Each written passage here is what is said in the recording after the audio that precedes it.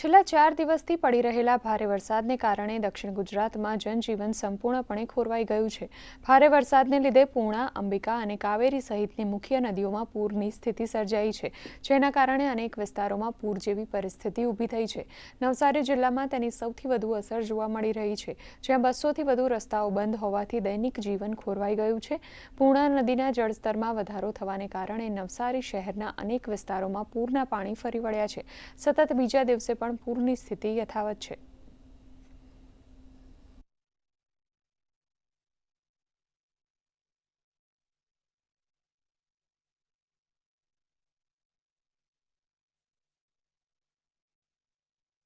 નવસારી શહેરમાં લોકમાતા પૂર્ણા નદીમાં પૂરની પરિસ્થિતિ સર્જાય છે અને પૂરની પરિસ્થિતિ સર્જાવાને લઈને શહેરના અનેક વિસ્તારોમાં પૂરના પાણી ઘૂસી ચૂક્યા છે અને લોકોના ઘરો અને દુકાનોમાં પૂરના પાણી ભરાવાને લઈને લોકોને હાલાકી પડી રહી છે। તેમજ કેટલાક વિસ્તારોમાં તો 1 માળ સુધીના પૂરના પાણી ભરાયા છે, જેથી લોકોને વધુ હાલાકી પડી છે।